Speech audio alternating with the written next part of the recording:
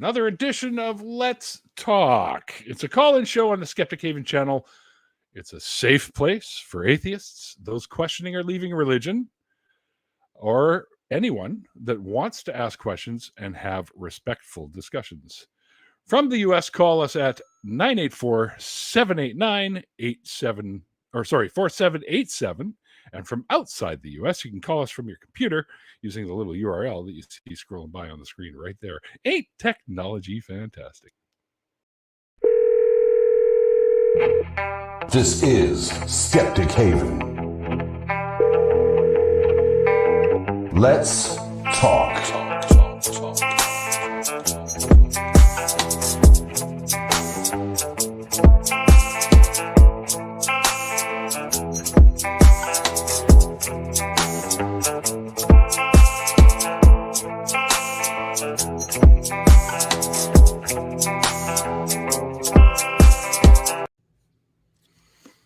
Well, that ended abruptly.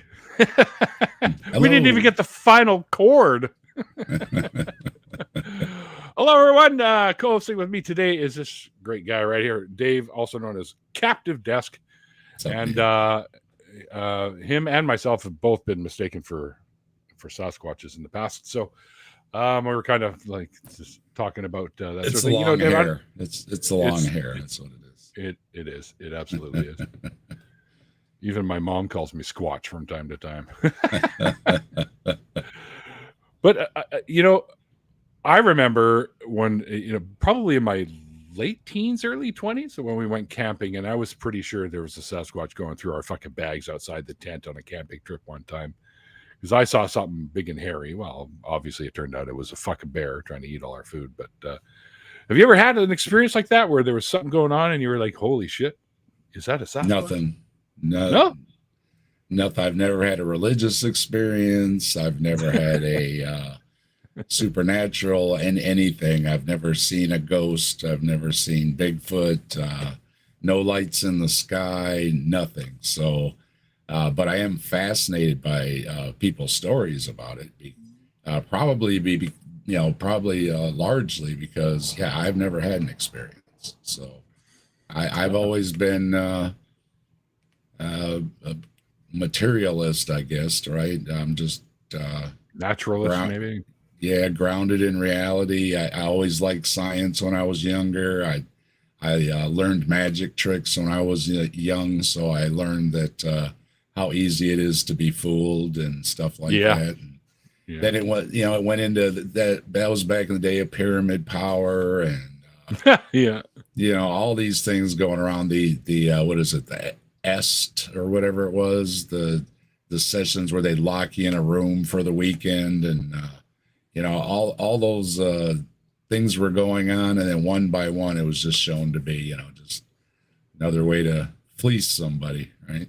Yeah, pretty much. So I've always been, but if I hear something, I'm like, what is that? And it's just a branch, right? So what's in the garbage cans is probably a raccoon, right? So yeah. I mean, to think that it could be something dangerous, like a monster or something, whatever, something supernatural-ish or whatever. I think it's just part of our evolution. Where if we didn't have an explanation for it, we always went to these weird explanations for whatever it was that was scaring us or troubling us or whatever, right? So, because I used to be into that stuff. Yeah, well, if you go back not too long ago, we were dealing with a lot more wild animals than we deal with today. I mean, in a lot of places, they're either extinct or they're only in certain areas in parks and stuff. So we don't. But it wasn't too long ago where it was dangerous to go out in the dark in the woods by yourself. Yeah. So good. Still is really. Oh yeah, sure. Yeah. Especially now. What is it? Jaguars are now present in the U.S. again? Yep. Like what? Bree was just talking about them. Yeah. Yeah, they have jaguars again. I guess they were bringing them back or something. And now they're going to apparently de-extinct a bunch of animals too, like the thylacine or the Tasmanian tiger and dodo birds or something, or boopies or whatever the hell it was. One of the extinct birds and mammoths. Yeah. Fucking mammoth. They want to bring it back to mammoth. Like, why? They're extinct for, well, I know that humans had a big part in that, along with other hominid species at the time, but they're extinct. Why do you need to bring them back? Right? We've got examples of them in museums and stuff like that. I don't think we need to bring these animals back. Something about if they were out there traipsing around on the tundra, it's good for it or something. There was something like that of why they, when somebody asked why, they said, well, it would be good to basically like stir the ground up or something, like a big plow running around or something. That's all I could get out of it. Could be. Someone in the chat mentioned dire wolves. Well, they're not genetically, they're not actual dire wolves. They do carry dire wolf DNA in the pups that were, I guess, what did they in vitro them or something? They put them in the eggs, fertilized with the DNA of dire wolves into modern day wolves. So you still have a hybrid mix. They're not true dire wolves. Yeah, I heard about all that. Yeah. And well, it's the same thing like with the mammoths and stuff. They would have to implant it somehow in an elephant, right, to give birth, because you don't have any mammoths to do it, right? So there's always a little bit of tweaking. So how much of the uniqueness of it, you have to read the details of what they actually did. I saw something that was kind of hilarious and cool, and they were kind of cute at the same time, is they put the woolly part of woolly mammoth DNA into mice, and they bred woolly mice, and they look like little fucking teddy bears. They're like, they got all those glow in the dark ones too now. They put that thing, and then your pet can glow in the dark, or your tree, or whatever you want. Yeah, I think it's from it's a jellyfish or something like that, and they take it out of there and swap the gene out, or however it works. It's pretty neat.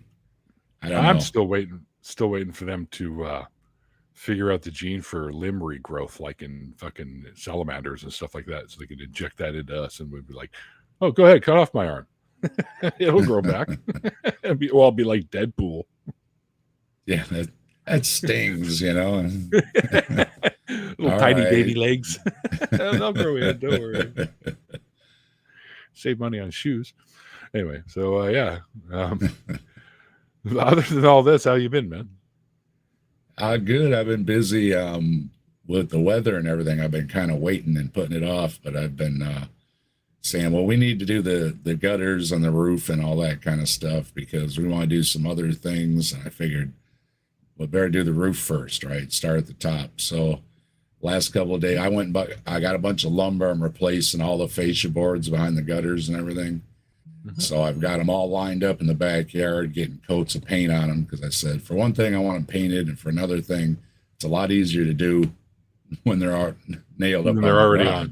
Yeah. So I got a setup out back. I can do 13 of them at a time. So I'm out there putting coats of paint on everything. And this time I got a nail gun, because last time I did a project like this, I did it all by hand, but I was a lot younger then too. And I'm like, I've got a compressor, there ain't no reason. So yeah, I got a nail gun. So and me and my boys are gonna put a new roof on. It's like giant Lego. You just can't click the pieces together. I'm gonna pay somebody to do the gutters when I'm all done. So because they have the nice machine for it and all that. But as far as doing the roofing, it's all labor. It's yep. So I'll put that money towards the gutters and everything like that. So. Yeah, might as well. Have you ever done roofing before? I put the roof on the last time. Oh, perfect. So you have the experience. And and it's so much better now. They've got all the sticky waterproof membranes and all that. And right. It's just the starter rows all got sticky on them. You just throw everything down and it sticks, and then you just follow along with the nail gun. It's like, oh yeah, it's a lot different than I did the last time. Right. Now it would be a smaller nail for the tiles, though, right, than the actual fascia. Yeah, I'm shooting 2.5s with the one nail gun, and then the roofing nail gun is like 1 3/4, I think. Right. because it's the big thing is I had to learn all this. You need actually like 7 nail guns because your nail guns go by the head size and the thickness of the nail. So the bigger and beefier the nail, it won't go through on, just any nail. So you have to buy, so you have your range, and then you got your like little brad nailers. Then you got your big industrial things that could shoot like 4 or 5 inch nails and stuff like that. You mean like the kind we used to shoot at each other at the woodworking shop? My wife is so paranoid about it. Ow! She saw somebody got shot in the head with ones that one time. They didn't even know it. They were in for, they had headaches or something. They went in, took an x-ray. There was a nail on the guy's head. Oh, it actually went that far in, eh? Inside his head. Wow. Yeah. But I told my son, I said, with all the safety and everything, you still don't point at anybody. It's like anything else, anything that can be called a gun, you don't point at anybody unless you mean to. Unless you intend to use it on them. Yeah. Right. But they do have the safety, you got to hit it to fire it and all that. So. Right. Yeah. They didn't have those back in the day when we used to shoot them at each other. But they weren't like huge nails. They were smaller ones, right? So you could just. I got hit with a BB gun right in the almost in my rear end one time, right in my thigh. Ouch! That stings. And shoot bottle rockets at each other. Maybe we're idiots. To do that. Roman candles too. Candles. How dumb were we? I should have more scars. Oh no! Well, honestly, pretty sure if you shaved my head, it would look like a road map. So, the chat up here, Lonnie Anderson just passed away. Oh, really? Well, I always liked Lonnie. Yeah, she was funny. She was great. Yeah. Oh, what a shame. The list is growing, man. I mean, yeah. Ozzy, I lost my shit when Ozzy died because he's like, I'm Sabbath. I'm the what's your favorite band? Black Sabbath. It's automatic, Black Sabbath, number 2, Led Zeppelin. Hit me hard. Yeah, Zeppelin, Iron Maiden, Judas Priest. I was a big Rush fan too. I saw Rush. I was right in front of Geddy Lee. The speakers were kicking my jeans around, and his beautiful mug was right there in my face. I was right there. Yeah. Good show. When I worked for a company in Canada called Sam the Record Man, it was like one of the bigger names of record stores here in Canada. They came through a tour to the record store signing the album. I think it was Roll the Bones or something that came out at the time. It was in the 90s. And the 3 of them were at the downtown store. And Neil Peart, well, I met all 3. And Neil Peart is a really quiet guy, kind of just sits off and does his thing. And Alex is a pretty sociable guy. He talks to people and stuff like that. And Geddy was the biggest dick. I gotta tell you, he was like such a dick to everyone. Now, it could have been that it was a bad day. We just caught Geddy on an off day, and he probably getting tired of doing the whole tour thing and signing everything. Because I could imagine if I was in his position too, it would get a little tiring after a while. But after a while, but me being who I am, I probably wouldn't show that side. I would still just push through, and then afterwards I could go home and complain. Yeah. You understand like the paparazzi in somebody's face all the time, but I mean, that's also why you have so much money. You know what I mean? So it's part of the deal, right? The fans want autographs and pictures, and now I understand you can't accommodate the whole world, but I think you should do it a little bit, right? You should get out there a little bit and say, look, I only got a little bit of time, but I'll shake everybody's hand I can, and then, sorry, I got to go, at least, try. And the ones that have an attitude, it's like, look, if people don't buy your tickets, you're not living in your posh penthouse or whatever either. Yeah. So it's true. Yeah. I understand both ways. Well, speaking of Lonnie, when she was with Burt Reynolds, right? Turns out Burt Reynolds wasn't a pleasant person. And, the nice Lonnie got stuck with that. Of course, it didn't last, but I heard, same thing with Burt Reynolds. He's not nice, doesn't want to sign autographs and all that. And then you see what happened, though. He kind of dropped right off the map, Yeah, he did for a long time. Mm-hmm. Then he shows up on Archer of all shows, which is a great show.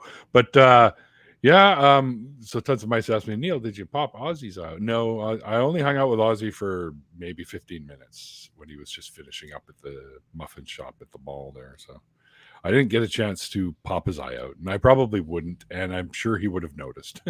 So yeah, I was too enthralled by just being in the same room as Ozzy Osbourne at the time and hearing some of his backstage stories that he kind of rambled off of a couple of them. So yeah.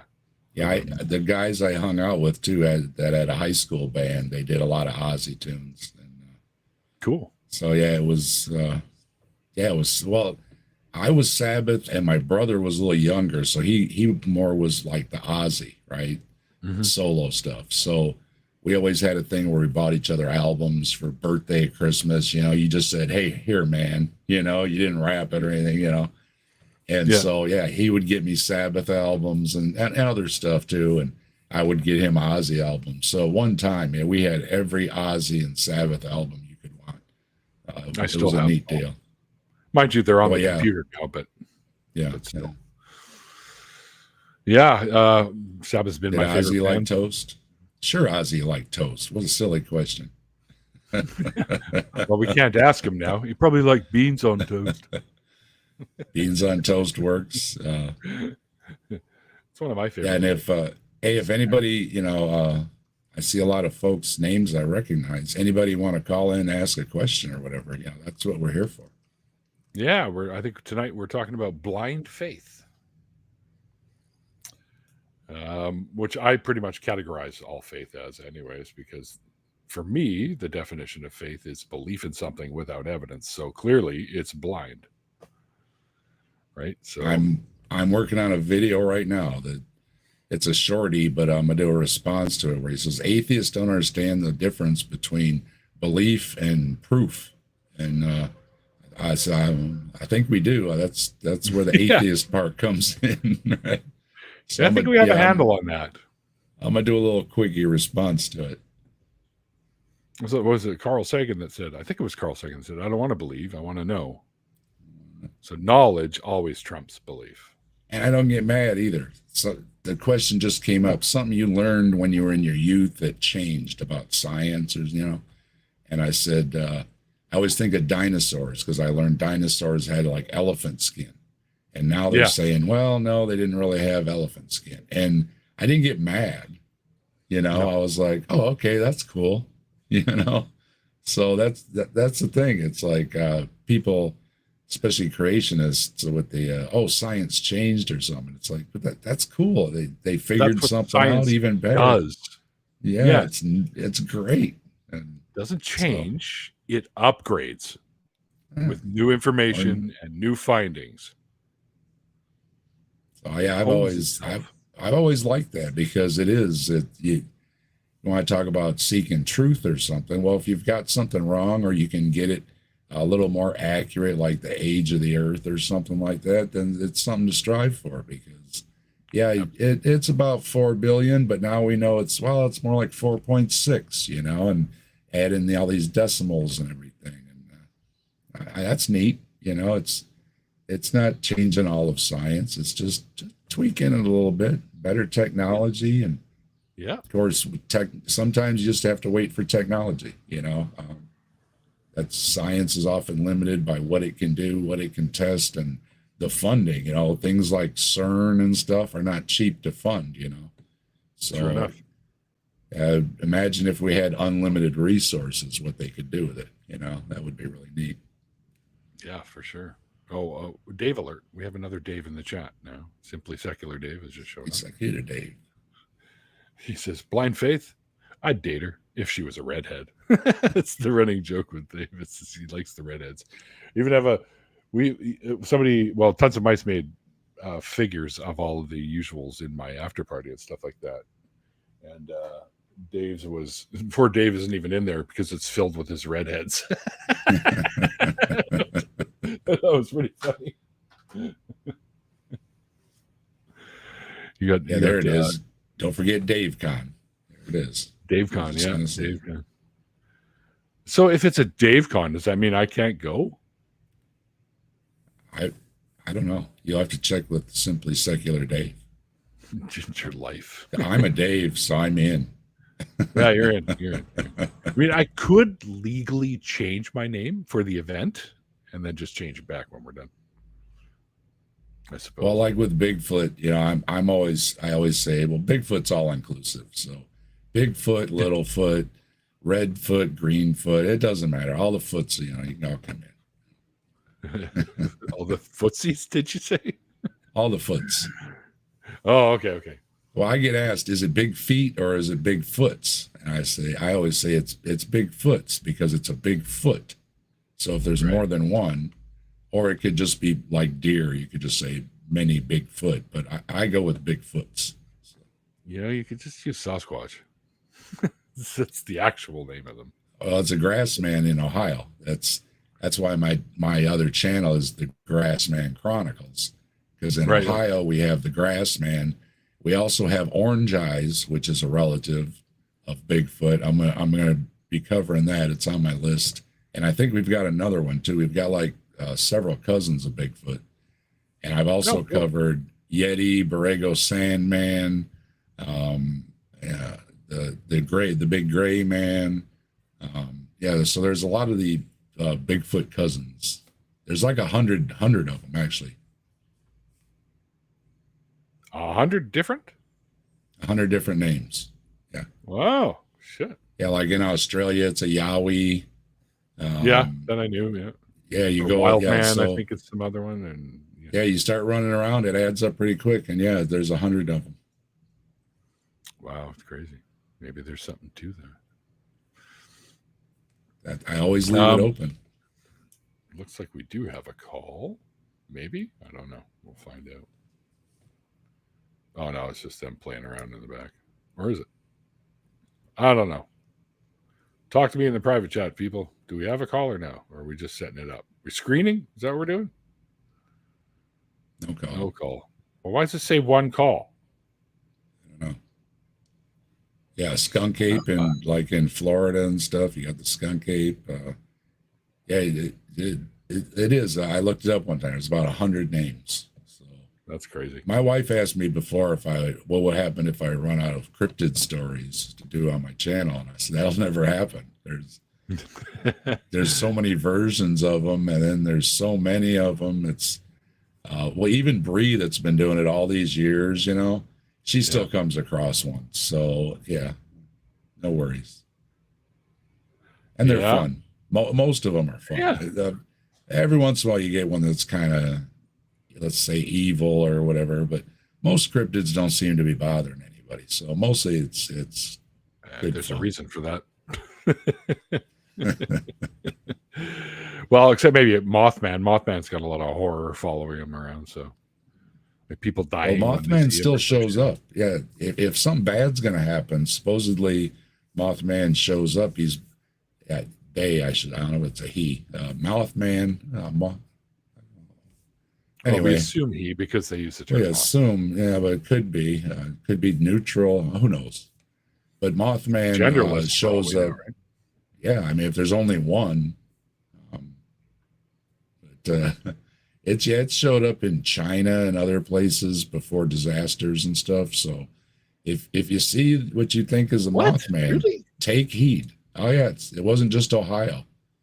Wow, it's been around other places, other countries. Mothman has shown up. Tons White says, we have some ecstasy men in Arkansas. They hang out at the gas stations mostly. Arm out, man.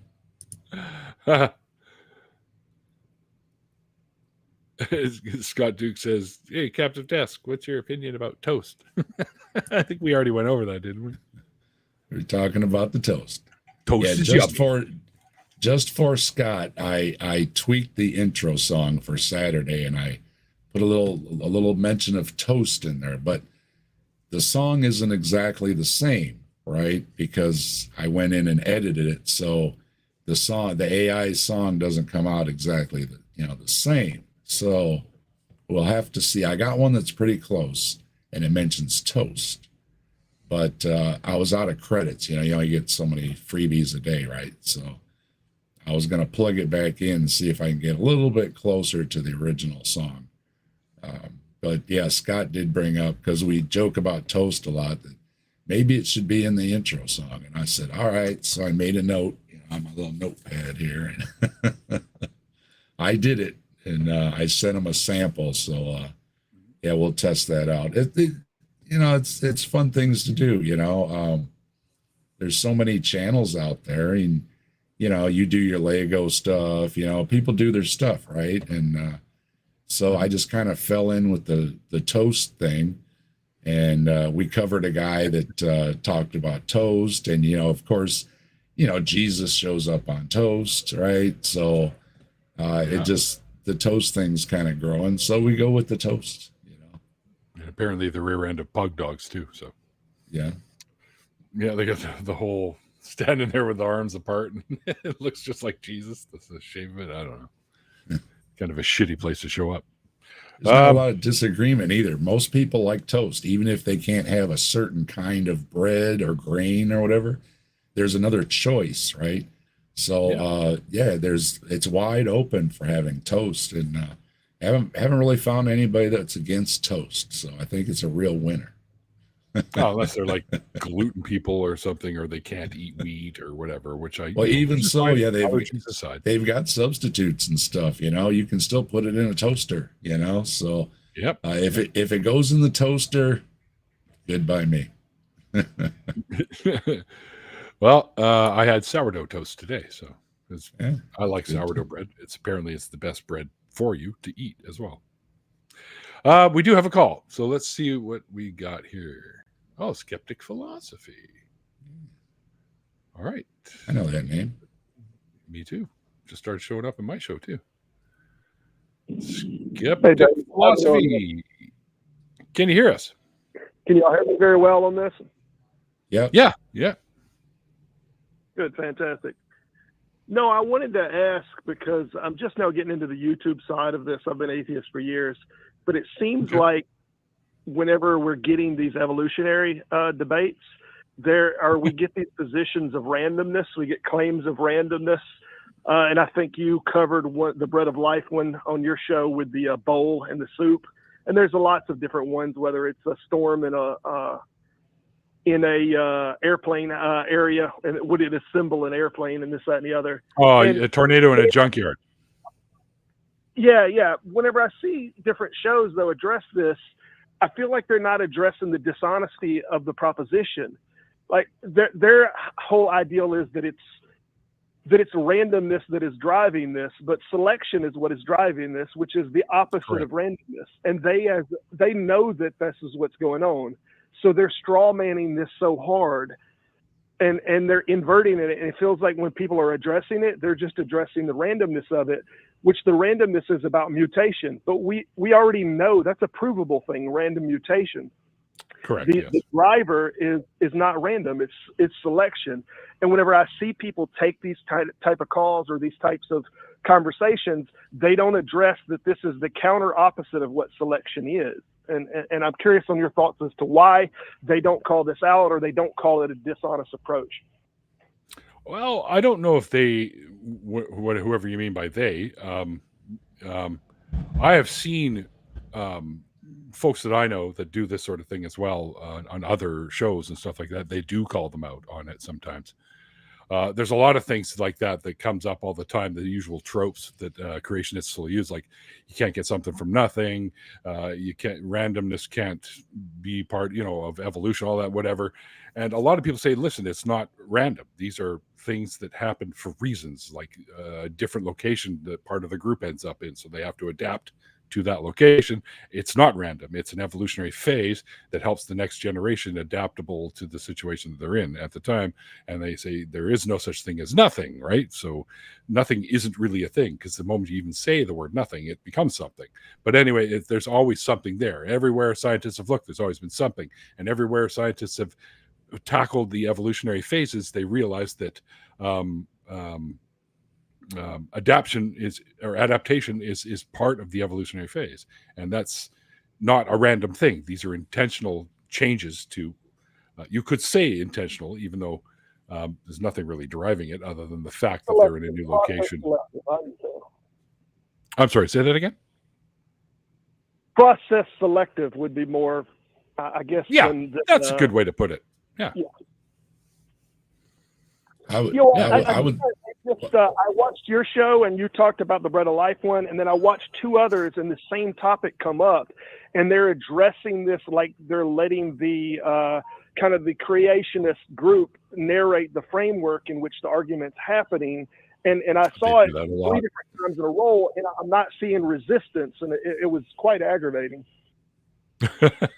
Well, that's the thing. It depends where you're talking. Like if you're talking Bread of Life, I like talking with Rebecca and everything, but it doesn't matter what you say. She's going to smile and nod, and then she's going to say, "I don't believe in evolution." So it doesn't matter, what you're saying. So I think some people are just trying to, address a certain point, but.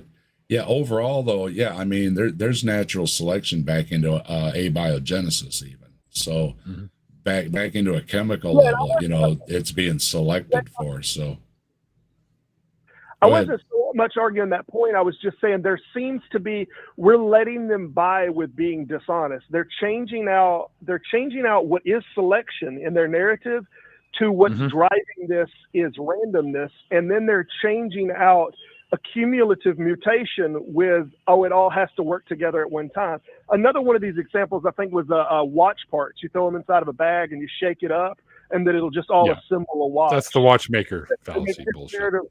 Right. Or similar ones, but they're I covered that video.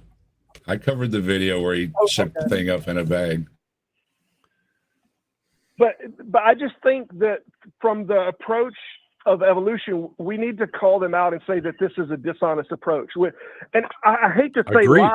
They do know that that's not what's happening. They do know that that is not even similar to the evolutionary claim. They're inverting two things. They're changing it to the polar opposite of what the argument is. They're changing it from selection to randomness, and they're changing it from accumulation to all happening simultaneously. And then they're arguing against that straw man instead of what evolution is. And I don't see enough resistance to stop people in their tracks and say, no, stop. That is a lie. You are being dishonest about what the evolutionary claim is.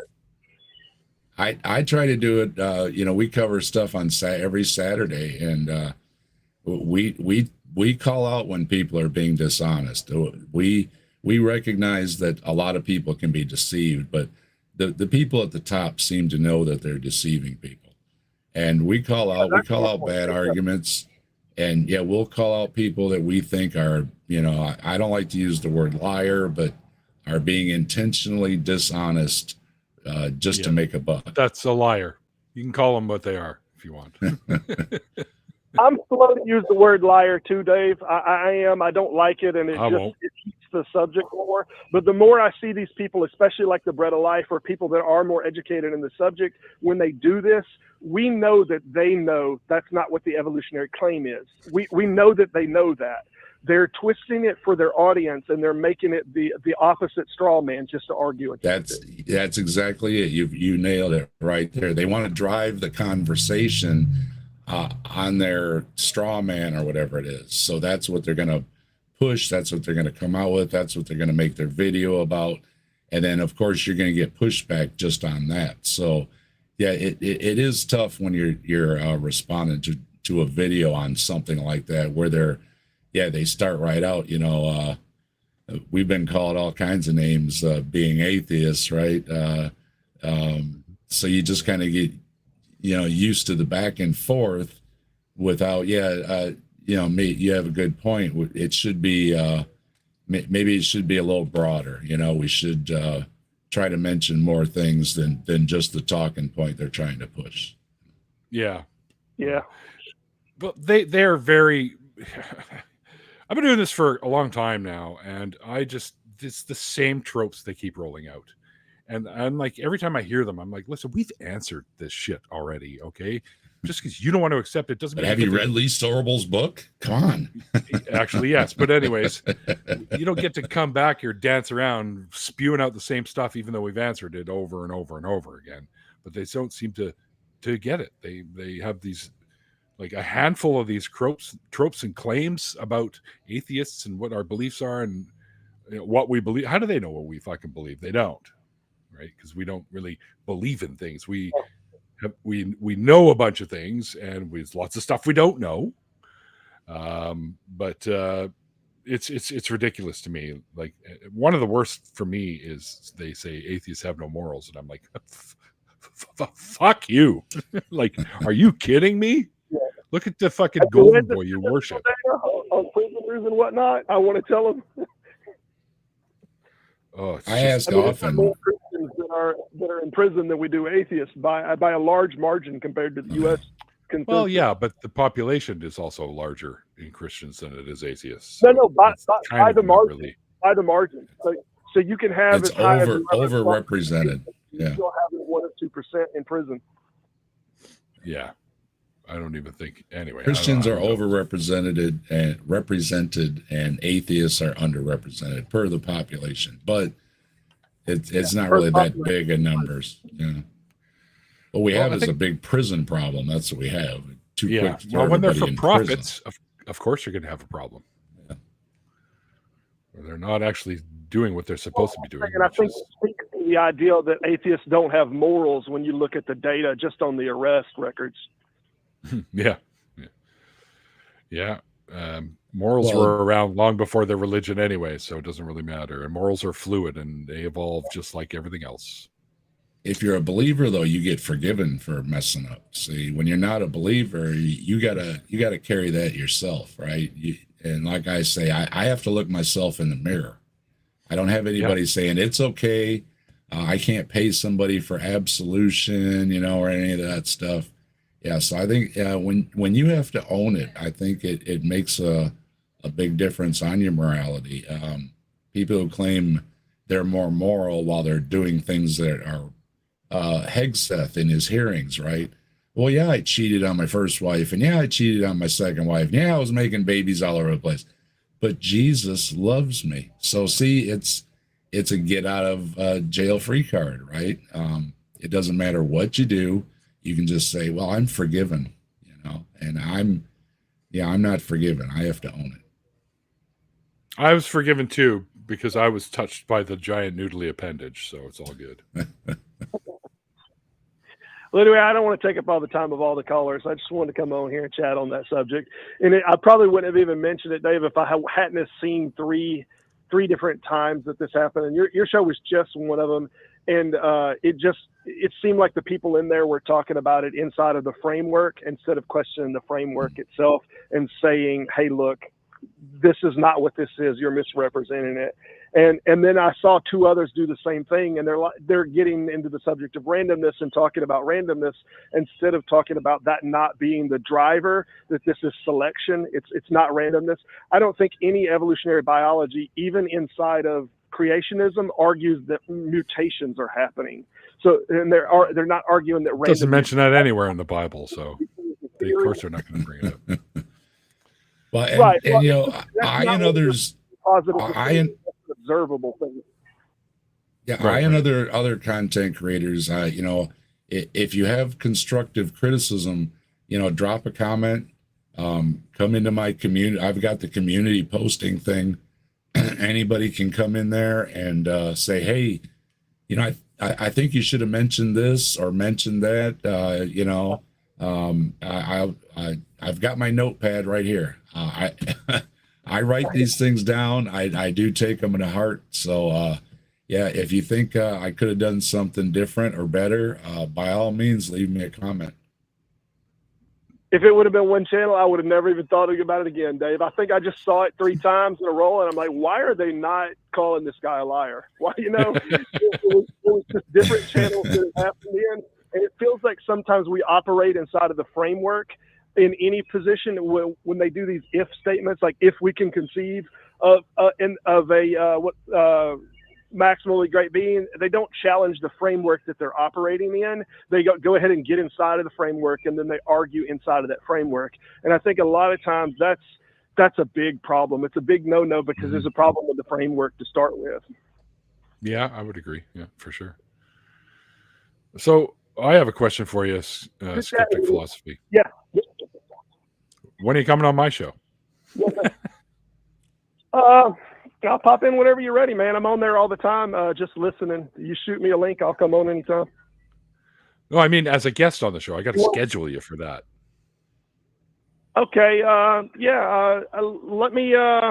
Let me send you a link, or I'll send you an email. You can email me at. I'm sorry, I'm nowhere near my computer right now, but I'll shoot you an email address whenever I get back by my computer. I'll put it on there, and sure. just shoot me an email or whenever you have just available. Email me directly, 604atheist@gmail.com. Okay. Yeah. I got your email. I'm sorry. I didn't realize actually who was talking. Yeah. Oh, it's the I was going to say large hairy guy, but that's the both of us. So it's the large hairy guy with the gray facial hair and the bandana. I got gray too. I know. That's like totally white. All right, man. Good talking to you. All right. You too. All right. Thanks, Skeptic. Yeah, that is a good point. But yeah, like I said, though, a lot of times when we're addressing we're addressing the thing that was mentioned in the video. And so it doesn't always address other things, but it is a good point to consider. For sure. I mean, a lot of these tropes that they keep using, I'm so tired. Like, come up with something else, guys. I mean, these aren't working for you. They haven't ever worked for you. So why do you keep coming? It's like their whole thing on the evolution. They don't understand it when they say, well, you never see a crab turn into a horse. I'm like, well, no, of course not. That's not how it fucking works, right? They think that's macroevolution. Like one thing should turn into something else. And although the word is macro, it's not, it doesn't work that way. It's still on a small scale. Hawaiian shirt guy said he wants to see a cow born with a jet engine on its back. That's how far off from anything that could possibly ever happen. So there's no way you're ever going to convince him, because he wants X-Men, type stuff. Yeah, knives come out of your knuckles or something. Never say never. But it's again, he sets that up, like Skeptic was just saying, he's setting it up that way. Oh, see, science hasn't delivered a cow with a jet engine on its back. And everybody goes, well, yeah, they sure haven't. And that's how he leads his conversations that way. I honestly, I really don't know about these knives coming out of your hands thing. I don't really know if that's ever going to be a thing. But you never know. It's possible. Ow. Kind of hurt. Yeah, I got Wolverine claws for a minute. Of course you do. Exactly. Listen, you know what they say, right? Growing old is mandatory, growing up is optional. So, and I don't want to grow up. That's probably why I'm still single. Anyway. So Skeptic Philosophy is back in the chat. Thanks for calling in. It was great to chat with you. Yeah. Skeptic Philosophy stops by. I've seen him before. And there's Zerovac, Rainbow. I see a lot of familiar names. Yeah. Rainbow Ash, that's a new name for me. I haven't seen Rainbow Ash in my chat yet, anyways. But yeah, Rainbow, I think, is on with on Chris's channel maybe in the morning. I think that's where I see Rainbow at. Chris Mallard. With the Daily Atheist morning show. Yeah, which I don't always catch because he's on just too early. I know. I'm at work when he's on, so he's a morning person, and I get it, but I'm not. Crazy. I know, but I do drop in and say hi, and usually I'm on in the evenings, so I'm not a morning person. Hello, Vic Lit. Rainbow Ash should come on my show too as a guest. Yeah. Oh yeah, Vic Lit, another great channel. If you like gaming stuff, go check out Vic Lit. Adrian Belgrave. Oh, talking about belief in God. Call in, Adrian. Do you believe in a deity of some kind? There's lots to choose from, like hundreds of thousands of them that have been throughout our history. There's AJ. Hi, AJ. Yeah, I saw AJ too. Hi, AJ. I'm most of my brain right now has totally been on the upcoming BajaCon that I'll be a part of coming up in August. So in the back of my mind, I'm trying to figure out what games I'm going to bring for the after party game night thing that me and Justin are doing, along with a bunch of other podcasters and stuff like that. I did my thing at the ARC protest, so I went and I held my sign and told Ken Ham, we don't like you. I don't know too many people that do like that guy. He's my nemesis. Sure, there's always a few people believe in wild things, but I was naive, I guess.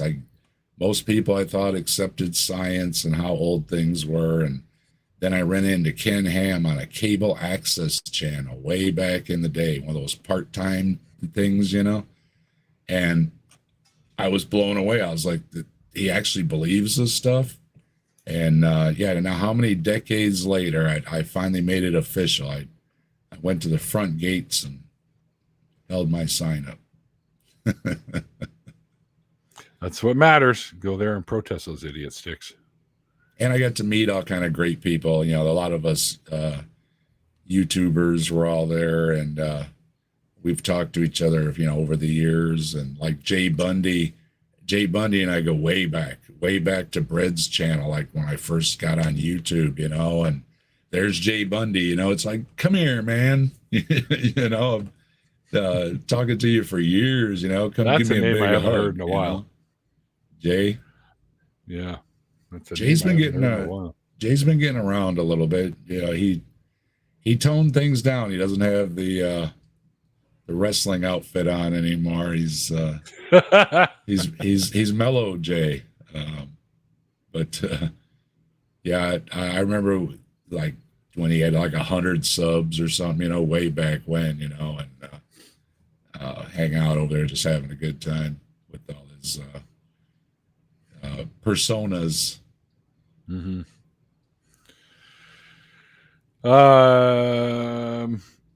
Come on, guys, call in. Come on, everybody. Doesn't have to be what the topic is, unless you want to talk about beliefs and stuff like that. And ask me about Bigfoot. It's all good.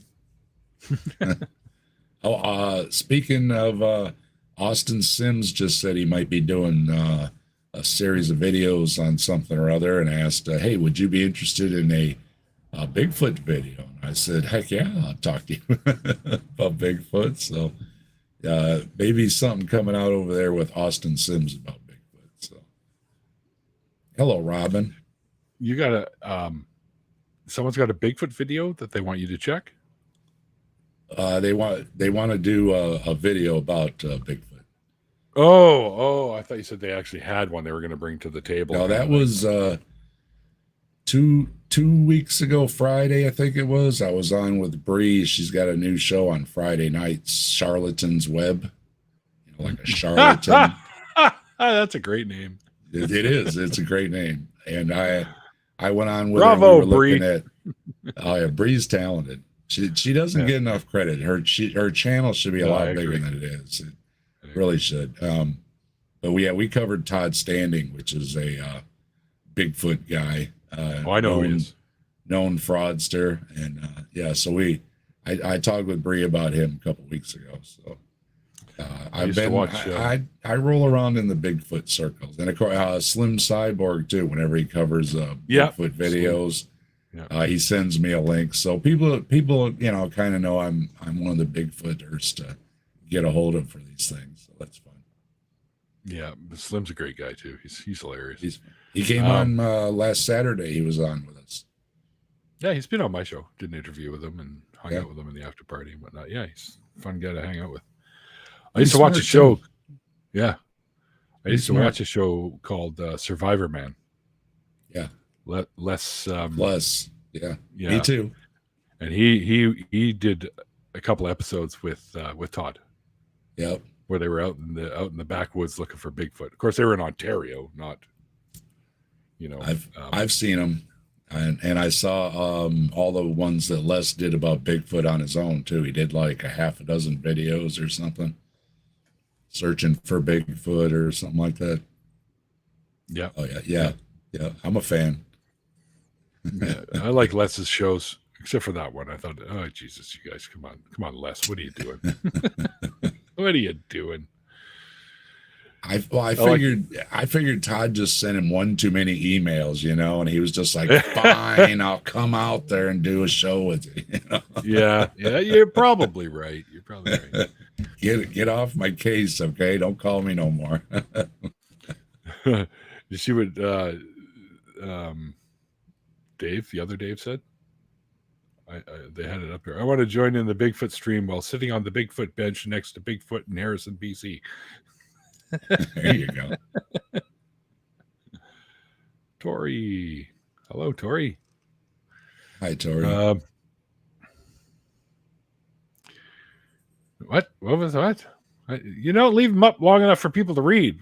The hell do you think I am, a speed reader?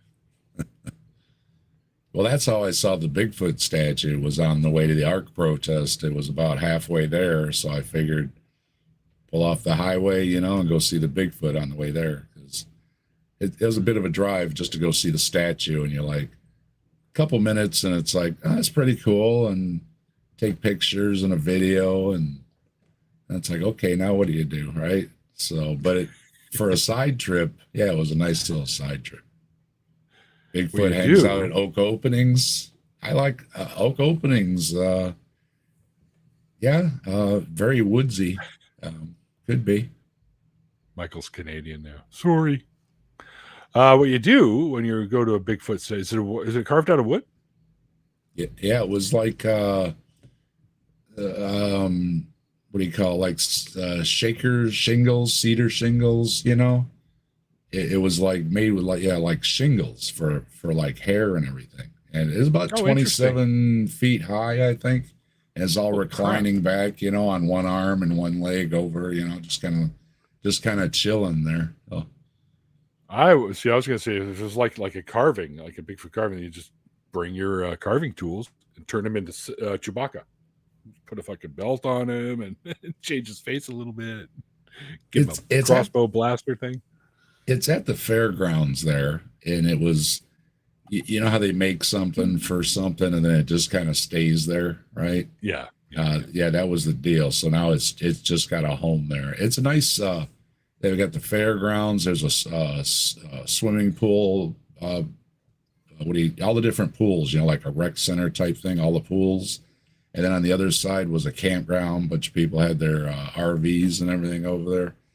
Looked like a really nice place in a quiet little town. So yeah, if you're looking for a place to go, 33 right off of 75, there you go. You could drive right into town. It was a straight shot too. I didn't have to, look for anything. You just drove and then there it is. And then you pull back out and you get right back to the highway. So nice straight shot. I think it was 27 fucking feet or something. Then you're going to notice that, I think. It's not going to be hard to see. Well, it's one of those speed traps. As soon as you have to slow down to 25 and you get like in that little downtown area, it's got like 10 traffic lights. And then, as soon as you come back out, then that's where the fairgrounds is there. Yeah, I know towns like that. We have one here in BC called Spuzum, and they always say if you're driving on the highway, don't blink or you'll miss Spuzum. Yeah. So, kind of a goofy name too. I thought that's the name of the place, Spuzum. Wow, that's the great thing about the expressways. They took all that slowdown time out because anytime you're running the state routes, you run into a little town, you got to slow down to 35, down to 25, sometime even 15 miles an hour. And of course, there's always the local sheriff or whatever sitting there just waiting for anybody that blows through there, 55 or something. Yeah, I used to drive a lot, and a lot of my places I had to take state routes and stuff. And I was like, oh, slow down, slow down. And then you get the semis that jamming everything up, and you're like, come on. And there's nowhere to go because it's only one lane each way. You're like, come on, come on, come on. Well, there's nowhere to go unless you want to cause problems. Hi, Sadie. Hopefully you got all the makeup off from last night's show. Sadie went and her youngin went to Ghost, who showed up to play there. Yeah, their tunes are pretty good. I don't mind them at all. They're sort of a recent phenomenon for me. I only discovered them probably within the last couple of years. So, and I know they've been around a little bit longer than that, but yeah. I listen to their stuff. It's kind of cool. Got that cool kind of sound to them. All right, come on, folks. We still got. We'll be on here for at least another half an hour, guys. So we want to talk to somebody else. I've been telling everybody to call in. It's your chance to talk to me. Got a question or something? I'm tired of talking to him, so someone else call in and talk to him.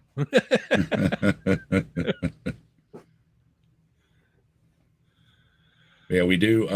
We do have some better weather here, so it is appreciated. Although I just noticed, and my wife and Mike and I were just all saying, wasn't it last year too, where the end of the summer was cooler? You know, it's like you don't have a spring; it just jumps right into the hot. And then in August, we're having a spring. You know, so it's the weather is just totally screwed up. Yeah, we're in one of those zones where it's fairly temperate, so we get all four seasons. You get spring, summer, fall, winter, or autumn, if you will. I think my favorite seasons are spring going into summer and then summer going into autumn. Those are my two, because in the wintertime, I fucking hate the snow. I fucking hate it, like with a passion, because driving in it sucks ass here, because it's wet snow here, so it's extra slippery. I just said it's pretty for a minute when it first snows, and you're like, oh, isn't that nice? Now it can go away. It turns into gray fucking dusty slushies is what it turns into. And driving in it, shoveling it, just forget it. Well, it's not so bad in the prairies. Like in the flatlands, when it gets snow there, it's a dry snow, so it packs nicely, so you can actually drive on that shit. Mm-hmm. Here, it freezes, and then you get a sheet of ice underneath the snow that's already slushy. So it's like skating on somebody dumping a Slurpee all over the ice at a hockey rink, and you're like, whoa! And some guy in front of me one time starts spinning, and I'm like, oh shit, here we go. And I put it. What you're supposed to do, folks, by the way, if you're driving in snow and it starts to slide, put your car in neutral and then tap the brakes and get harder on it every time you tap, and it'll slow down, and you probably won't hit the person that's spinning in front of you. I almost didn't, but I ended up slowing to a point where he finally stopped spinning, and I was like, and we just tap. And I look at him, and he looks at me, and we both start laughing, right? Like, holy crap. And I got out, he got out, and I said, are you okay, buddy? You all right? He's like, yeah, I'm okay. A little freaked out, but yeah, I'm okay. I'm like, yeah, me too. I was like, oh, I saw you start going, and I was like, oh, that's it. That's it. If there's a maker, I'm coming to you. Kind of thing, right? Sort of thing. But I didn't actually say that because I'm not. I've seen plenty of them go off the road and everything. Yeah. I used to drive all over the place. So, I'm just driving. Of course, I'm on the clock, so I'm not actually trying to get there, and endanger myself in a snowstorm or anything. I'm driving real nice, Any of these people come whipping up, and you watch, they're whipping off this way and they're spinning off that way. And it's like, you okay? Okay. And I'm just going to keep on going. I don't want to stop. I remember seeing the news, what was it, a couple of years back when Texas got that ice storm that came through, and the highway was just cars running into each other for miles down the road. They're just one into the other because nobody expected it, and nobody has tires for it, right? So, Rainbow Ash, I like you already. Puff, puff, pass. I like that. It was Pennsylvania had that big one that one year where everybody was... Just fire it up there. There you go. running into each other, and the whole thing was jammed up for how long? And Yeah. That shit sucks. So we a lot of the what's the dangerous trucking shows or whatever, like Ice Road Truckers, are filmed here on the Coquihalla Highway. Look at the name of this one, by the way. I thought it was the funniest thing ever, and it's the only thing I smoke now. Genghis Kron. That's the fucking best name ever. I still got one twisted up from the ARC protest. I twisted a couple up, and I was supposed to, burn one with Joe and everything. And then, of course, everybody gets so busy and here, there, running around. And so I still got it twisted up. Nobody to smoke it with. Well, if I was there, we'd be smoking it already, man. Firing it up. I don't twist up anymore. I just buy them pre-rolled. I'm old and fucking lazy. So I've got a bong. I'm a bong generation. There you go. It's just my thing. It always has been and still is. So. You guys have opposite beards. Yeah. It's just filling in the spot. Mine doesn't. Yeah, it is. I've got what's left. Yeah. Well, originally I had the whole goatee. I had the mustache. I had it up here, and I had this whole thing because I don't really have it on the sides. So, it just kind of came about. I was ill for a couple of weeks, and you just like, I ain't shaving. I ain't, So I already had and I was like, kind of, like I said, I don't have it on the side, so I just let it go. But it was bugging me around my mouth, trying to trim it, and I was like, psh, so I just went with this. Took it down to just the chin. So, but it's getting pretty long. I had to curl it under. It's getting pretty long. You're going to grow it like super long and then put braid on it, like the old Viking style? Yeah, I don't know. I've been thinking about putting something in it, and I just don't know. I'll have to see. My friend Aaron, well, Aaron Raw. He likes to do it blue. I heard of him. Blue, yeah. I've heard of him. I was in a video with that guy. People. Yeah, I saw it. Speaking of the nothing thing, I was in the video of what Deconverted Man put it together, where a bunch of us said, "No, we don't believe everything came from nothing." And, because that's not the case. I haven't actually talked to him yet, but I have shared a few chats with him, and he did share his condolences when I lost my dog a couple years ago. He came and he said, "Hey, sorry, man." So I appreciate him. Yeah, I have his book. I have it, Aaron. I got your book. Which one? I was the arguments for creationism. Oh, okay. I notice we have another call. Are we still screening, or can we take the call? Nobody said nothing in the private chat, so I don't know. The title. Screening. All right. Screening. Cool. Yeah, still screening. Yeah. We will have another call, folks. So yeah, that's cool. We like talking to people. It's funny. I went to I came back in from foundational falsehoods of creationism. That's the one that I have too. Yes. Yeah, it's a great book. I also have it on Audible as well, so you can actually listen to it. Because I'd read some, and then I'd go to work, and I'd just put it on where I left off reading and listen to it, and then read it at home, and yada yada. And Aaron was kind enough to sign it for me. Yeah, I was hoping, to get mine signed, but he didn't come to the ARC protest. He had a family thing going on, so he couldn't come. And I was That's right. Man, that was the closest he's been to me, because I'm always, he's always way far away, and he's going to be close by. I can't miss this. I'm going to get my book signed, and nope. But I did get another book when I was there. I met Dan Dorson, and I got this at the protest, Addicted to BS. It's got all the good stuff. Bigfoot, UFOs, all that kind of stuff. And and I met the author there. Yeah. Awesome. So Awesome. So that was pretty neat. I got my souvenir with Bigfoot leanings. Big Bad Mama and I think was it Ember? There was a few of them at the protest. Like, oh, Ember was there. You gotta go meet this guy over here, Dave. This is the guy you need to talk to. And so, yeah, they shuffle me over there, and he's like, yeah, Dad, Bigfoot and everything. And I'm like, oh yeah, you're the. So I said, give me a copy of your book. So I got a copy. I don't know, Dave. You're getting typecast as the Bigfoot guy now. We have a call. Cool. All right, we have a call. So that means we can take the call. I'm pretty sure Scott is ready. So as you know now, we have Scott on the line here. Cool. Hey, guys. Hey, Dave. Howdy. Hello, Scott. How you doing? Neil, nice to talk to you. I don't think I've ever talked to you before. Probably not, unless you somehow got my number unknowingly. No. But I haven't had any drunk calls from you. You should have Scott on your show. I try to lose as many people's numbers as possible. Yeah. Scott has a good deconversion story. He used to be kind of a preacher, pastor or something. I was an ordained Southern Baptist minister. Wow. In the 90s. Went to seminary in Texas and in Fort Worth. Graduated with one of those Master of Divinity degrees you'll see touted about sometimes, with an emphasis in biblical languages.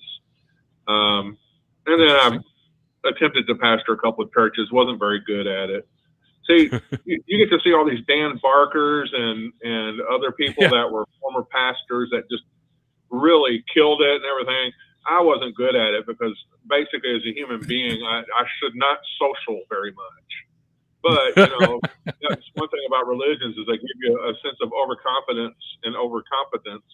Like, hey, I got God on my side. I'm just going to go out there and preach the word and they'll love it. No, that's not how it worked.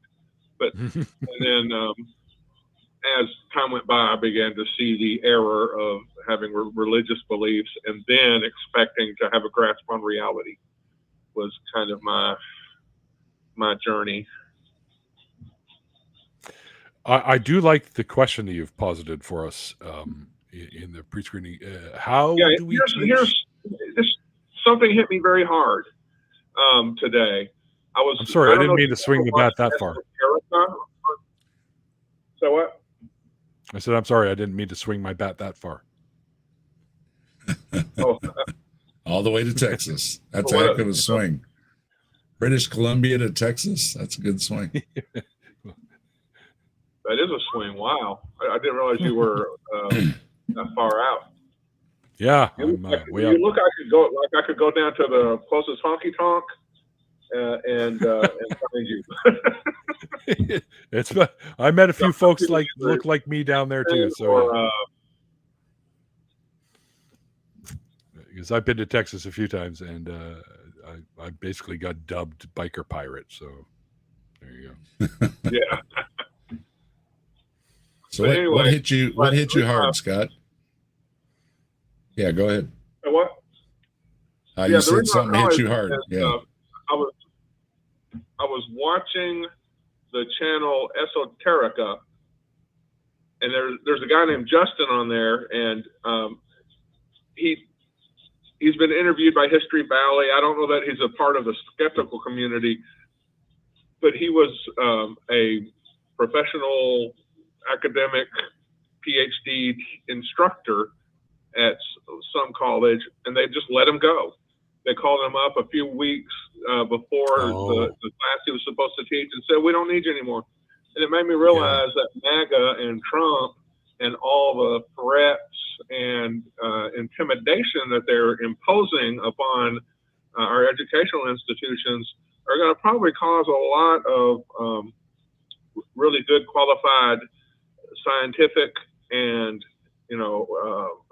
objective historical scholars to just be dumped out of these institutions in favor of the more politically correct ones.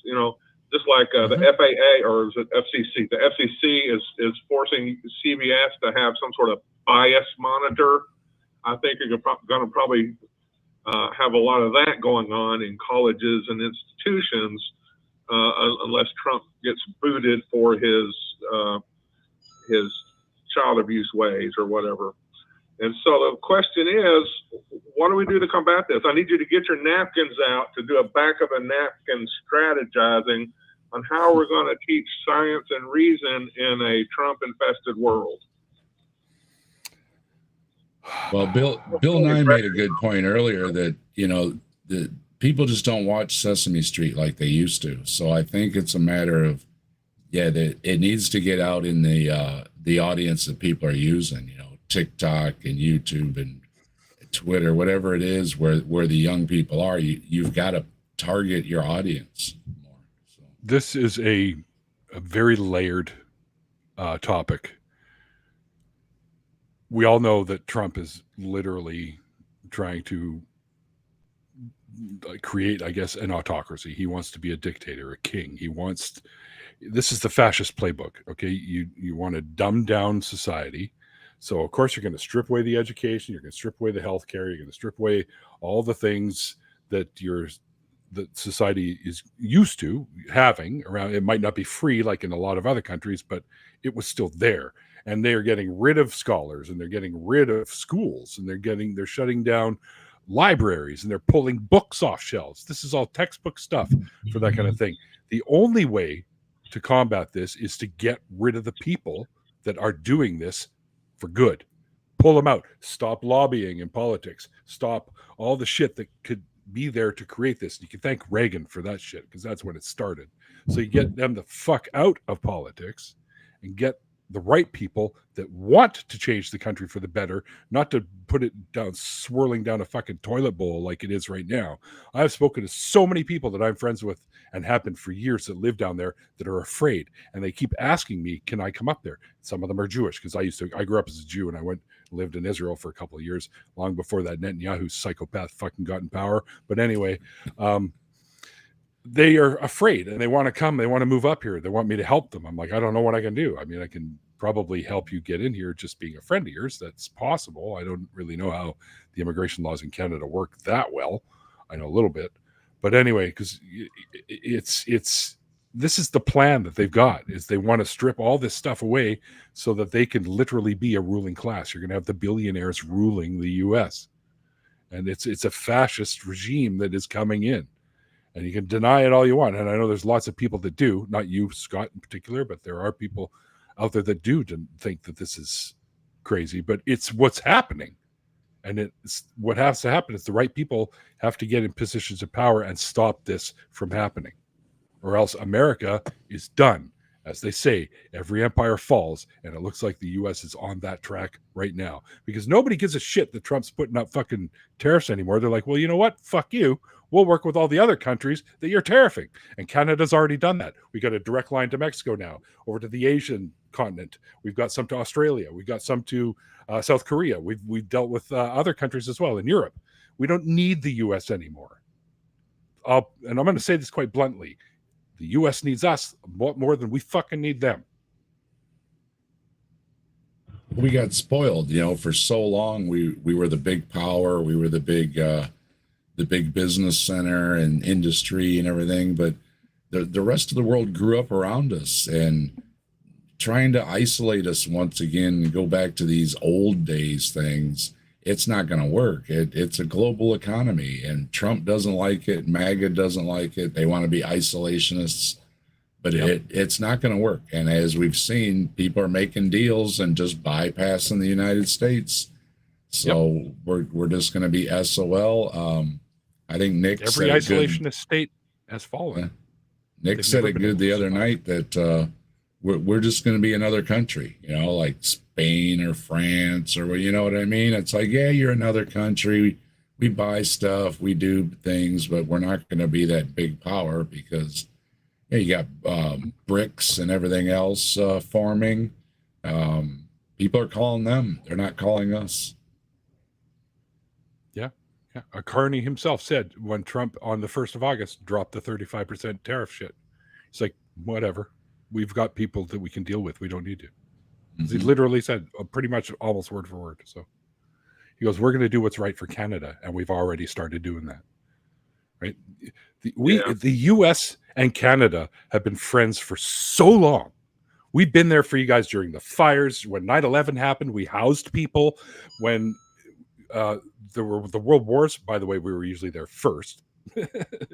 Causing shit. There's a law, I can't remember what it's called, that the United Nations, I think, put together because of the way Canadians fought in the world wars. We were fucking savage. So they had to. What's that? I said, savage Canadians. Did you fight them with hockey sticks? Oh yeah. We did some torturous shit to the enemies. Let's just put it that way. We took maple syrup in one hand and a hockey stick in the other. They hit the battlefield. No, not the syrup and hockey stick torture. No. Yeah, we're gonna sick all our Cobra chickens on you guys. Well, he badmouths our allies and he praises our enemies. Speaking of Reagan, whatever, but the joke applies. He's got to be spinning in his grave, right? I mean, bring the wall down guy, and now they've completely turned around and no, let's put all those walls back up. We liked it that way. I don't know. Yeah. It's surreal. It is. I mean, you just heard about him getting rid of the job statistics person because he didn't like the numbers. And so, I mean, well, there you go. You don't like the numbers. You don't like the facts. Just fire him. Just get rid of it. You don't like that somebody's on a list somewhere. Just make that list disappear. It's very scary times. Using George Orwell's 1984 as a guidebook. It is. Well, what's going on there seems to be a cross between George Orwell's 1984 Idiocracy and the fucking whatever the Handmaid's Tale. It's all like wrapped into one thing. The thing is it the new normal, or is it just going to fade away in 3 years? That's the question. Is it just, like this fad thing of, Trump own the libs or whatever, there's some kind of nonsense, or is it going to continue? And if it continues, I don't know. It's not going to be the United States anymore.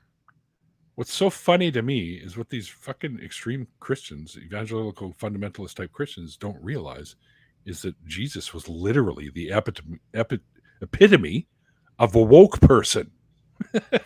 Right? Oh, they already said they've asked him, what would you do if Jesus tried to come in the country? And they said, well, as long as he did it legally. Yeah, I know. I so saw people that that too. believe in that kidding me? Would tell God incarnate himself, no, sorry, you can't come in here. You ain't got the right papers. So they realize you could just go, you know what? Fuck you, smite. And that's it, they're gone. I'm the wrath guy, remember? Yeah, that's right. Whew. Yeah, what do you do? Water there. The one guy said that was in that debate recently. I don't remember with the news guy anyway. And he pretty much said that he doesn't care what Trump does. He doesn't care if Trump touches his daughter. He'll support him. They're giving up their children to this man. So, I mean, what do you do? Like Scott said, how do you reach some of these people? It's desire for power. Mm-hmm. And these are the religious folks that are supposed to be against all this stuff with they worshiped Baal and everything, and they gave up their children and everything. And it's like, you're doing it for Trump. You're doing the same thing, and you're supposed to be, the supporting of the right is big in this country by the religious, and the Christians are supporting it in huge numbers. It's unbelievable. Yeah, well, it's not that huge, Dave. They're not that big of a percentage anymore that support him. So enough to put him in office. Yeah. Yeah. Well, now there's a bunch of evidence coming out that they actually they got rid of votes and they skewed the election results. There's people that are bringing this forward now. Now in the midterms, maybe you guys can get him out of there and change things. But Democrats got to do something. They don't have any candidates. That's the problem. They're not putting forth, the good candidates, and it might partly be because people just don't want to get into the mess. Yeah, it might be, but somebody's got to do it. Honestly, guys, if I was a U.S. citizen, I'd step up if I could, but I don't think anyone would vote for me. Step up for that fucking Come hairy on, bastard. we need you. Step up. But I'm Canadian. I can't legally do it. So yeah. It's the thing. It sucks, Scott.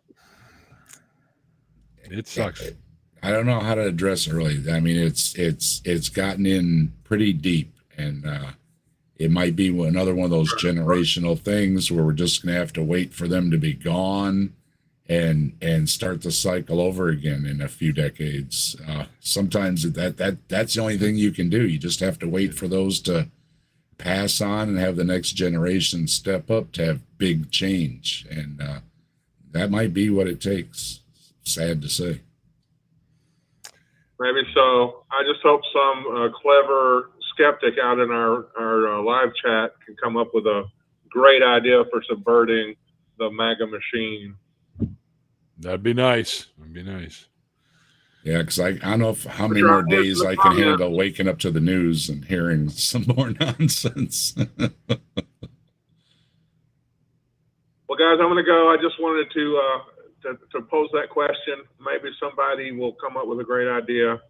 But y'all got a great Let's show hope going so. on. Nice to talk to you both. Great, Scott. Good Thanks talk, for calling. Scott. Hey, Yeah, talk to you later. get a hold of Neil, Scott. You should go on his show. You've got a good story to tell. Yeah, I do deconversion stories, so it'd be great to have you on and share that one. Mm-hmm. Oh, he's gone already. I'll remind him. Scott comes on often with me on Saturdays, and Scott is Mike's sidekick on Answers in Atheism. So Scott's been over there for a lot of years. Atheism. I've seen that channel. I watched a few of their shows. That's pretty good stuff they got there. Yeah, Mike is sharp. He knows his stuff, and I've learned a lot hanging out over there. And Scott too. Scott's got a great story. I like having different people in the community you can reach out to. Like if you got a religious question, Scott used to be a preacher, right? If it's a science question, we got people like Mike. I got people like Grayson. All these smart folks out there. Dr. Dan. You can reach out to these people and they'll, answer you back in an email, and it's really cool, Yeah, I watched. Yeah, Scott, you're right. I watched one of the episodes, I guess, where Mike was talking about genetics. He knows his stuff about that shit. I know a little bit, but not nearly as much as Mike. But I'm just a lowly chemist, so what can I tell you? And a hack chemist at that. So. Mike's been growing. He's up over 800 subs. So if you don't know about Answers in Atheism, it was 666 last year. So it's growing. It's growing. We want to get him over 1K. So if you haven't heard of Answers in Atheism, good stuff. He's got like 1,000 videos or something. You can binge on his stuff for quite a amount of time, and a lot of good stuff, a lot of great guests, and check it out. As well as everybody else like the Captive Desk and Neil's the 604 Atheist. I'm trying to hit 5 now. I'm almost at 4, and I want to hit 5. This is my new goal. Hit 5,000. There you go. So everybody go start about 100 YouTube accounts and sub to my channel. That's right. Me too, because I'm falling way behind all of you. But I'm bringing up the rear. I'm hoping to have 600 pretty soon, so getting there. I had another channel too that I used to focus on more back. I don't play it as often, but I had a Yu-Gi-Oh channel because I got into the game Yu-Gi-Oh. So, and I had almost 3,000 subs on that channel, which was pretty good. But I used to do my show like I would go to like events and film stuff there, and I'd film stuff at the local shop and have all the kids, and the kids love being on camera, so they all wanted to be part of the show. And we'd open packs, and we'd have games, and we'd duel each other. But my opening was like a TV show. My YouTube name for that was Saris13.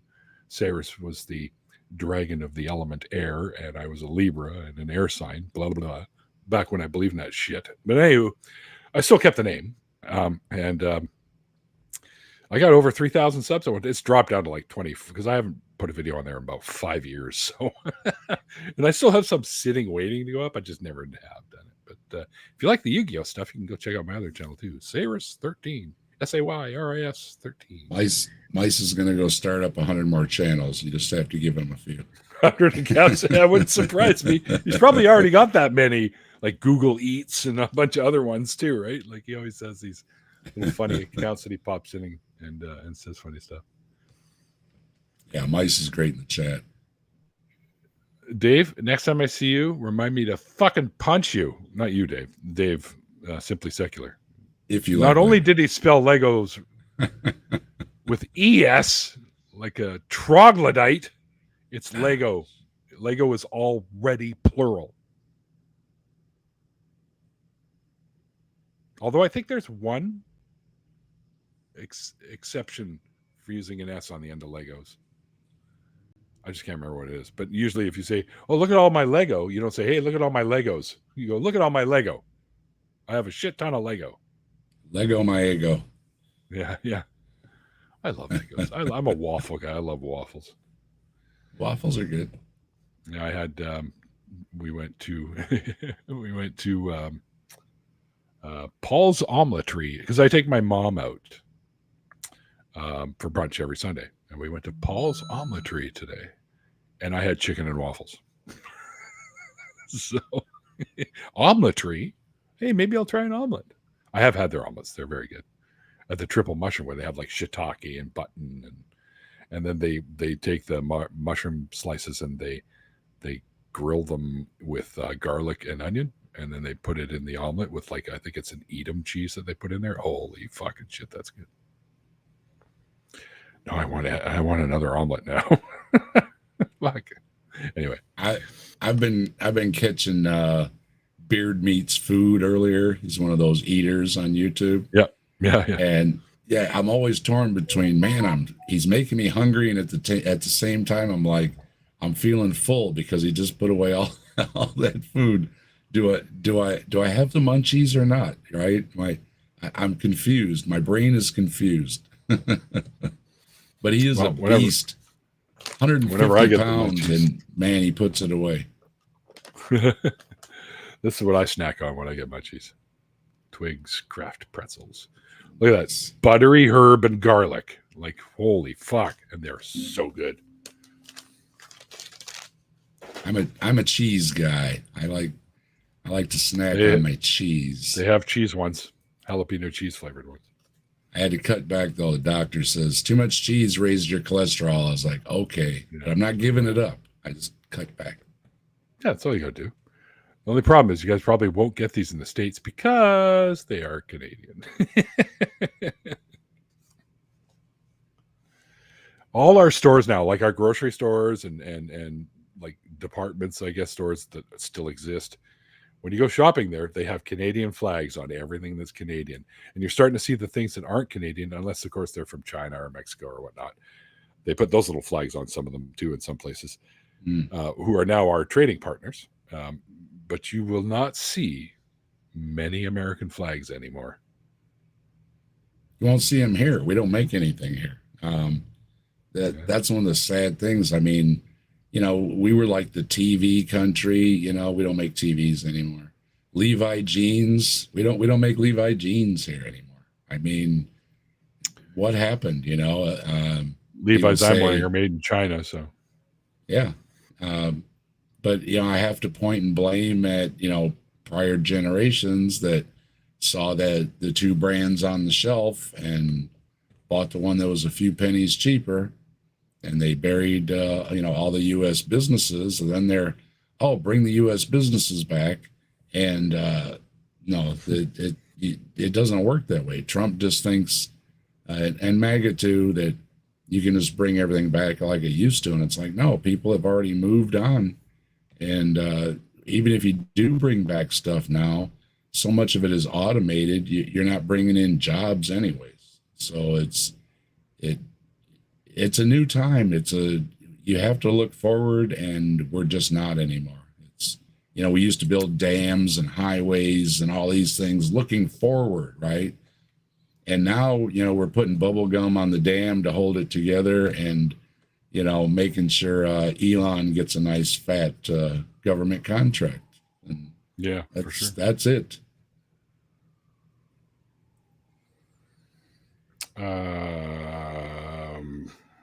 I think we might bring the show to a close, but I just got to find it. A very good friend of ours, and one of the regulars on my after party shows. Name is Sadie Hergert, and she is dealing with cancer, and she has a GoFundMe. She's trying to raise some money for getting some stuff done. It's also I think I'm not entirely sure on this. If you're still in the chat, Sadie, you could correct me on this or not, but still dealing with trying to find a job or something, right? Or you have some job but not what you're looking for. Anyway, she's a little bit of trouble and could use all our help as much as possible. Oh, Mom, I'm fucking Jesus Christ. I'll call her back. That's a good ringtone. If you, most of my stuff is Sabbath. If you could find it in your heart to part with a few bucks, I know it's not easy to do in today's times. I know that. Sadie could use a little help, so definitely reach out if you can. Yeah. And I'm sure somebody will post the link to the GoFundMe over there, so you guys can go check it out. Sadie, I still have to get that T-shirt out to you. I keep it's in the car, but I keep forgetting that it's in the car, and I want to go and bring it to the post shop. It's a little. I ordered a T-shirt of Fizzgig from the Dark Crystal, right? The little fur ball, the scary little fur ball. But it was too small. It's even at 2XL, and it looks like it could fit a Barbie. That's how small it is. So, hey, AR, how you doing? All right. I thought it said we had a call, but yeah, somebody, if you could find, yeah, there it is, Wes. Thank you so much. That's the GoFundMe. So for Sadie, so if you can help her out, we very much appreciate that. One more call. Yeah, Sadie should do a show like this with me. Lots of people should come and do a show with me here. Yeah, it's a lot of fun. I like doing these shows. I've been here an hour and a half. It only seems like a couple minutes. It's a good time.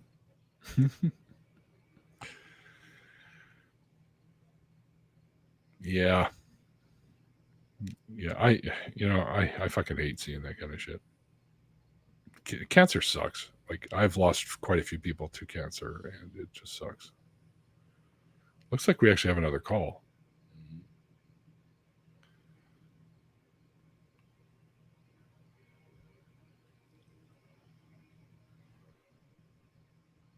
Take call if you don't mind. Shouldn't take long. What if I mind? I'm kidding. Okay, so is it ready to go though, guys? Is the call ready or nope, not yet. Looks like we have another call. That's oh yeah, Melodis plasma or myelodis plasma and breast cancer. Yeah, I've lost 2 people in my family to breast cancer, one to prostate cancer, and one to bladder cancer, which was my father. Yeah, cancer is terrible. Both my parents had a embolism, so there's worse ways to go out. You just drop over and you're done. Yeah.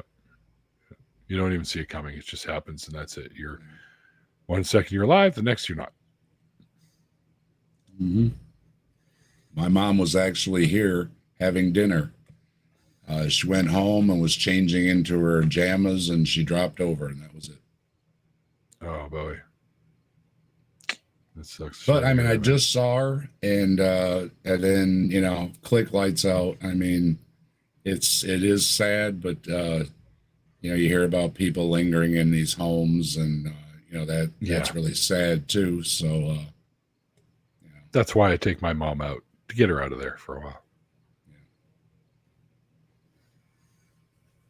Yeah, so yeah, my mom was just here. We had a nice dinner. We played cards and everything like we would do, you know, and it was my son's birthday, so we had cake and everything. And yeah, she had the leftovers in the fridge, and, you know, that we would send home with her and everything. And yeah, it was just one of those things, you know. I just you just see them and then they're gone. So yeah, I do appreciate every day, because it's not guaranteed. And now it's just me. Okay. My parents are gone, and my brother is gone. So I've fallen and I can't get up. the tree is pretty small. Yeah. Well, the call is gone. So whatever happened there, Oh, well. something about somebody recommended a YouTube video for Sadie to check out. So I guess we'll deal with that after the show. I guess Sadie and Wes can, or Michael or whoever was doing that, could deal with that. I do, however, want to make mention of our amazing members and patrons on the show. So big shout outs and thank yous go out to Paul Cammish, Karen Butcher, HellsBells, Logan Fisher, Amanda McLeod, Jamie West, Sydney Davis. Actually, I don't think it's Davis anymore. It's Sydney somewhere else now. Junior. Eric Ozels, Tara S., Ryan D. Murphy, Dan D., Shannon Gray, Michael Wiseman, Bass Thrasher, Bryce Roney, San Francisco. Sorry, every time I say that name, that's what it makes me think of. Jenna Miu, Deborah Grace, Sunny Shell, Phil Calderone, and some members include Cynthia McDonald and Kelly McLaughlin, who you might know from the Nonprofits channel show that I used to do. Sydney Davis, Johan. That's it. That's what it is. That's right. Or Johan, because the J's are silent. Anyway, thanks everyone for tuning in. We always appreciate you being in the chat. That also helps the show. Don't forget to smash the like button, because I'm a dick and I'm calling you a-holes if you don't. And if you haven't been on my show and you'd like to share your deconversion stories, sorry, Wes, I don't mean to whore myself out here, but give me an email at 604atheist@gmail.com and we'll set something up and have you on the show. Just a fair warning, I am booked until September. So, yeah, or actually till October now, I think. And if you want to November. talk with us, we gather every Saturday at 5 o'clock Eastern for Saturday Night at the Atheists. We have a panel of atheists. We have guest atheists. We've had a few theists on talking with us. Pop in there one day. You should pop in there too. And of course, anybody wants to join in, yeah, just give me a shout out. We'll get you a link. We'll get you on the show. Lots of great people. And so, yeah, you know where to find me every Saturday. And coming up in a couple weeks, it's going to be 1 year we've been doing Saturday Night at the Atheists every Saturday. So coming up, we'll have a 1 year celebration. We'll do the party hats or something. Saturday night at the Atheist Hotel. That's right. All right, everyone. Thanks for tuning in, and we will see you guys next week. Won't be me, but I'll probably be back in a couple of weeks. So see you guys later. This is Skeptic Haven. Let's talk.